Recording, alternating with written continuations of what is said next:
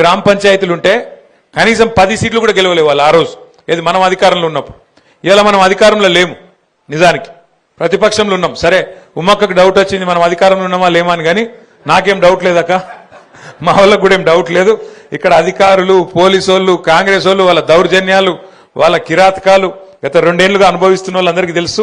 మనం ప్రతిపక్షంలోనే ఉన్నాం. కానీ మీరు యాద్ చేసుకోండి ఒకసారి, ఇప్పుడు గత 20-25 రోజులు ఎలక్షన్లు అయినాయి. కనీసం నేను ఏదైనా గ్రామంలోకి వచ్చి మైక్ పట్టుకొని ఉపన్యాసం చెప్పినా, నేను తిరిగినా ఎక్కడన్నా, పోనీ ఫోన్ చేసి ఫలానోళ్ళో కోటేయండి ఫలానోళ్ళో కోటేయద్దని చెప్పి నేను అప్పీల్ చేసినా, పక్కన కాంగ్రెస్ ఎమ్మెల్యే వేములవాడలేమో ఊరూరు తిరిగిండు మైక్ వేసుకొని, తిరిగిండా లేదా? ఇక్కడ కాంగ్రెస్ వాళ్ళు కూడా తిరిగిండు ఊరూరు. కానీ ఏం జరిగింది మరి? 117 గ్రామాలుంటే సిరిసిల్లలో 80 గ్రామాల్లో మళ్ళీ గులాబీ జెండాను ఎగిరింది అంటే ఇది మీ గొప్పతనం, నాది కాదు. పార్టీ గొప్పతనం, పార్టీ నాయకత్వం గొప్పతనం, మీ గొప్పతనం. ఎందుకు అంటే ఇవాళ పార్టీ అంత బలంగా ఉంది కాబట్టి, క్షేత్రంలో అధికారంలో ఇంకొకరు ఉన్నా, కాంగ్రెస్ ఉన్నా, ఇక్కడ మాత్రం కేసీఆర్ గారి మీద ఉన్న ప్రేమ, కేసీఆర్ గారి మీద ఉన్న నమ్మకం, గులాబీ కండువా గులాబీ జెండా మీద ఉన్న ప్రేమతో 80 మందిని మనోళ్ళని గెలిపించినందుకు సిరిసిల్ల ప్రజలకు హృదయపూర్వకంగా నేను శిరస్సు వంచి వారికి ధన్యవాదాలు తెలియజేస్తున్నా. కాకపోతే మరి సర్పంచ్ ఎలక్షన్ లెక్క నన్ను అడిగితే లెక్క కూడా చెప్తాను, ఎందుకంటే కొన్ని అనుమాన పక్షులు ఉంటాయి, వాళ్ళకి చెప్పాలి. ఎల్లారెడ్డిపేటలో మనం 14 గెలిచినాం, కాంగ్రెస్ 9 గెలిచింది, బీజేపీ ఒక 3 గెలిచింది. అట్లాగే ముస్తాబాద్లో గంభీరావుపేటలో మనం 19 గెలిచినాం, బీజేపీ 3 గెలిచింది, కాంగ్రెస్ ఒక్కటి కూడా గెలవలేదు. అట్లాగే మనకు ముస్తాబాద్లో మనం 16 గెలిచినాం, కాంగ్రెస్ 3 గెలిచింది, బీజేపీ ఒక 3. మీరు చూస్తే తర్వాత వీర్నపల్లిలో మనం 11, కాంగ్రెస్ 4, 1-2 ఇండిపెండెంట్లు. తంగళ్లపల్లిలో మనం 20, మొత్తం చూస్తే 80 సర్పంచులు మనం గెలుచుకున్నాం. అయితే ఇక్కడ మీ అందరితో నా ప్రార్థన ఒకటి, నిన్నటి దాకా సర్పంచ్ ఎలక్షన్లు జరిగినప్పుడు కొన్ని దగ్గరలో మనోళ్ళే కొట్లాడారు, అటు మనోళ్ళే ఇటు మనోళ్ళే, ఇంకా ఇద్దరు కాదు అక్కడక్కడనైతే 3-4 కొట్లాడారు. కొట్లాడినప్పుడు ఎవరికి ఏం చేయాలనో అర్థం కాలేదు. నిజానికి పార్టీ కూడా ఏమవుతుంది, ఒక ఊళ్ళే కొంతమంది అటు పోతారు, కొంతమంది ఇటు పోతారు, కులం పేరు మీదనో లేకపోతే దోస్తాన పేరు మీదనో, ఇంకో దాని పేరు మీదనో, ఇంకో దాని పేరు మీదనో అలగలగ అవుతారు, కొట్లాడతారు. కానీ ఇప్పుడు మన ఎండాకాలం వచ్చిందంటే మన దగ్గర క్రికెట్ మ్యాచ్లు పెట్టుకుంటాం, ఊళ్ళల్లో క్రికెట్ మ్యాచ్లు, వాలీబాల్ మ్యాచ్లు, కబడ్డీ మ్యాచ్లు పెట్టుకుంటాం. పెట్టుకున్నప్పుడు ఏమవుతుంది, ఊళ్ళోనే 4 టీంలు అవుతాయి, కొట్లాడతాం, ఒకళ్ళే గెలుస్తారు, మిగతా 3 టీంలు ఉంటాయి. మరి అదే ఊరోళ్ళు వాళ్ళు కూడా, కానీ గేమ్ అయిపోగానే కలిసిపోతామా లేదా, మళ్ళీ సాయంత్రం దావత్ చేసుకుంటామా లేదా? ఇప్పుడు కూడా గట్లే దయచేసి మీరు ఉండాలని చెప్పి నేను కోరుతున్నాను. ఎందుకంటే సర్పంచ్ ఎలక్షన్ అయిపోయింది, ఇక పగలు పంచాయతీలు, నిన్న మొన్నటి దాకా కొట్లాడినాం కదా, రేపటి నుంచి వాడిని ముఖం చూడొద్దు, వాడు నన్ను తిట్టినా రోజు ఫలానా కాడ గిట్లా అన్నాడు గట్లా అన్నాడు అని జర మనసులో పెట్టుకోకుండ్రి. ఎందుకంటే మళ్ళీ 4 రోజులకే మళ్ళీ ఎలక్షన్లు ఉన్నాయి. ఇప్పుడు మనకు మళ్ళీ జిల్లా పరిషత్ ఉన్నది, మండల పరిషత్ ఉన్నది, ఈసారి కారు గుర్తుంటది, కేసీఆర్ గారు ఉంటారు. కాబట్టి ఈసారి మాత్రం మళ్ళొక్కసారి క్లస్టర్ బై క్లస్టర్, మనకు గ్రామ పంచాయతీలు 117 ఉన్నాయి, కానీ ఎంపీటీసీలు 57 ఉన్నాయి. కాబట్టి ఈ 117 నేను గౌరవ జిల్లా పార్టీ ప్రెసిడెంట్ గారిని, మా మండలాల అధ్యక్షుల్ని కూడా నేను కోరుతా ఉన్నా, ఏ క్లస్టర్కో ఆ క్లస్టర్, 2 ఊర్లు ఉంటే 2 ఊర్లు, 3 ఊర్లు ఉంటే 3 ఊర్లు, ఒక టీం చేసి ఇప్పటి నుంచే ఒక లెక్క, ఒక ఆలోచన, 57 ఎంపీటీసీలకు గాను 5 జెడ్పీటీసీలకు గాను మన ప్రణాళిక ఏంది. నిన్నటిదాకా కొట్లాడినాం, సరే మరి రేపటి నుంచి మనం ఎట్లా పనిచేద్దాం, ఎట్లా 57 ఎంపీటీసీలు గెలుచుకుందాం అనే దిశగా ఇప్పటి నుంచే మన ఆలోచన మొదలు కావాలి. ఎక్కడెక్కడైనా పంచాయతీలు ఉంటే దయచేసి ఇప్పటి నుంచే మండలాల వారీగా సమన్వయం చేసుకొని ముందుకు నడవాలని చెప్పి నేను మిమ్మల్ని కోరుతా ఉన్నా. దయచేసి ఇక్కడ గెలిచిన వాళ్ళు, అట్లాగే ఓడిపోయిన వాళ్ళు, నిలబడ్డ వాళ్ళు అందరికి కూడా నా ప్రార్థన, ఇది పార్టీ యొక్క ప్రతిష్టకు సంబంధించిన అంశం కాబట్టి మనందరం కూడా ఐకమత్యంగా ముందుకు పోదాం. రేపు జిల్లా పరిషత్ ఎంపీటీసీ ఎలక్షన్లు ఎప్పుడు పెట్టినా, నిన్న మొన్నటిదాకా ఏమనుకున్నామంటే మరి కాంగ్రెస్ ప్రభుత్వం డిసెంబర్ ఆఖరి వారంలోనే నోటిఫికేషన్ ఇస్తుంది జిల్లా పరిషత్కు సంబంధించి అని చెప్పి వార్తలు వచ్చినాయి.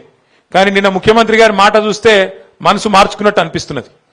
ఎందుకంటే బీఆర్ఎస్ ఈ స్థాయిలో కొడుతుందని ఆయన కూడా అనుకోలే పాపం. ఈ స్థాయిలో అపోజిషన్లు ఉంటే కూడా కేసీఆర్ గారు కాలు బయటకు పెట్టకుండానే, కేసీఆర్ గారు కనీసం నోరు విప్పకుండానే మరి 12,000 సర్పంచులుంటే 32-33% మొత్తం రాష్ట్రంలో బీఆర్ఎస్ కొట్టింది అంటే ఆ దెబ్బకు మరి ఆయన వెనుకకు పోయినట్టే కనబడతా ఉన్నది. ఆ దెబ్బకు మరి వెనుక పోతాడేమో పెట్టడేమో ఇప్పట్లా అని నేను అనుకుంటా ఉన్నా. కానీ దబ్బన పెడితే కూడా తయారుందాం, ఎక్కడోళ్ళం అక్కడ మనం ఇంతజాం చేసుకుందాం, ఎక్కడోళ్ళం అక్కడ ప్రణాళికలు రూపొందించుకుందాం. ఇక ఓడిపోయిన అభ్యర్థులు ఉంటారు, తక్కువతో ఓడిపోయిన వాళ్ళు ఉన్నారు. మన తంగలపల్లిలో మండల కేంద్రంలో 30 ఓట్లతోనే పాపం అంకార రవీందర్ గారు, గంత పెద్ద ఊళ్ళే 30 ఓట్లు అంటే ఏముంటుంది, 0.0002% అది ఉంటుంది, దాన్ని లెక్క తీస్తే ఒక గంతతో పోయింది. నేను ఓడిపోయిన క్యాండిడేట్లను కూడా నేను కోరుతా ఉన్నా, దయచేసి మీరు కూడా జనంలో యాక్టివ్ ఉండండి. ఓడిపోయినామని చెప్పి బీరిపోకండి, ఓడిపోయినామని చెప్పి దుప్పటి కప్పుకొని ఇంట్లో వండుకోవద్దు. చలికాలం నాకు ఎరికే, కానీ అట్లా అని చెప్పి ఇంట్లో ఉండొద్దు. ఎందుకంటే ఓడిపోయినాక ఇల్లు తిరిగి థ్యాంక్స్ చెప్పి రావాలి. ఓట్లు వేసిరు మీకు అందరు, గెలిచిన వాళ్ళు చెప్పాలి, ఓడిపోయిన వాళ్ళు కూడా చెప్పాలి. గెలిచిన వాళ్ళు కూడా నేను గెలిచిన కదా, ఇక నేను 5 ఏళ్ళు మళ్ళా ఎలక్షన్ కొట్లాడేది లేదు, నాకేందంటే నడవది. కంపల్సరీ ఇంటింటికి పోవాలి, దండం పెట్టాలి. ఎవరెవరైతే ఎలక్షన్ ముందు కలిసినరో, ఎవరెవరైతే ఎలక్షన్ ముందు ఓటేయమని కోరుకున్నారో, మీరు కోరినరో, అందులో కొంతమంది మీకు వేయలే, అయినా సరే మీకు తెలుసు వాళ్ళు వేయలేదని కూడా మీకు తెలుసు, అయినా సరే పోవాలి. అయినా సరే పోయి ఒక రౌండ్ దండం పెట్టి వాళ్ళందరికీ కూడా ధన్యవాదాలు చెప్పి నేను మీకు అందుబాటులో ఉంటా, మీకు సేవ చేస్తా, ఏ అవసరం ఉన్నా నాకు చెప్పండి అని చెప్పి అటు గెలిచిన వాళ్ళు ఇటు ఓడిపోయిన వాళ్ళు మన వాళ్ళందరూ కూడా దయచేసి రాబోయే 2-3 రోజులు మరి ప్రజల్లోనే ఉండాలని చెప్పి మనస్ఫూర్తిగా నేను కోరుతున్నా. పోతారా లేదా? పోతామంటూ గట్టిగా సపోర్ట్లు కొట్టరు దయచేసి ఒక్కసారి. మరి సపోర్ట్లు కొట్టినట్టు కాదు, నిజంగా పోతారా లేదా నేను చూస్తా. Thank you. తర్వాత ఇంకొక మాట కూడా నేను మీకు విజ్ఞప్తి చేయాలి. సరే, జిల్లా పరిషత్ ఎలక్షన్లు, మండల పరిషత్ ఎలక్షన్లు అవి వచ్చేటప్పుడు వస్తాయి, వాటిని కొట్లాడదాం. ఈ లోపల పెద్దలు కేసీఆర్ గారు కూడా మనకు ఒక బాధ్యత పెడతా ఉన్నారు.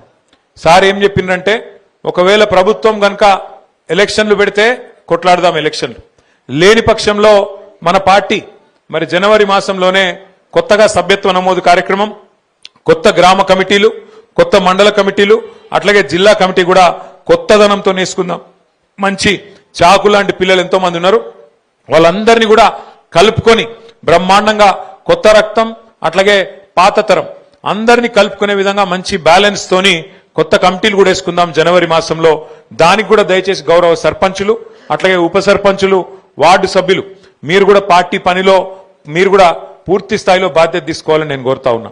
ఎందుకంటే పార్టీ నాయకత్వం మొత్తం మీకోసం గ్రామంలో పనిచేసింది. అట్లాంటప్పుడు మీరు కూడా రేపు పార్టీ పిలిపించినప్పుడు మరి మీదేసుకొని తప్పకుండా సభ్యత్వ నమోదు కార్యక్రమం కానీ, పార్టీ ఇచ్చే మిగతా కార్యక్రమాలు కానీ వాటిలో కూడా మీ పాత్ర పటిష్టంగా ఉండాలని చెప్పి కూడా నేను కోరుతా ఉన్నా. అట్లాగే నిన్న నేను చూసిన ముఖ్యమంత్రి గారు అసెంబ్లీలో అంటున్నా, హైదరాబాద్ లో ఆయన ప్రెస్ మీట్ పెట్టి చెప్తున్నాడు. 5 నిమిషాలలో మాట మార్చిండు ముఖ్యమంత్రి. మొదలు ఏమన్నాడు, మేము 66% గెలిచినాం, ఇది రాష్ట్రంలో మేము 66% గెలిచినామని మొదలు డైలాగులు కొట్టిండు. ఇది మా ప్రభుత్వానికి ప్రజలు ఇచ్చిన ఆశీర్వాదం అని మొదలు డైలాగ్ కొట్టిండు. అతనికి 5 నిమిషాలకే మాట మార్చిండు.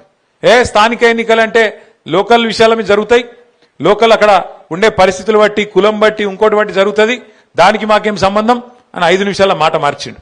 కానీ నేను ముఖ్యమంత్రి గారిని ఇలా సిరిసిల్ల వేదికగా వారికి నేను ఒక సవాల్ విసురుతా ఉన్నా. అయ్యా ముఖ్యమంత్రి గారు, మీరు అన్నట్టు, మీరు అనుకుంటున్నట్టు ఏది 66% రాష్ట్రంలో ప్రజలు నీతోనే ఉన్నారు అనే మాట నిజమే అయితే నేను నీకు ఒక సవాల్ చేస్తా ఉన్నా.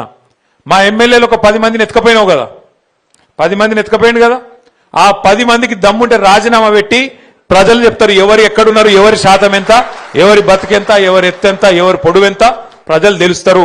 10 మందితో రాజీనామా పెట్టి రా ఎలక్షన్లకు. నిజంగా 10 మందిని చూస్తే కూడా నాకు నవ్వాలని ఏడవాలని తెలుస్తలేదు. నిన్న స్పీకర్ గారు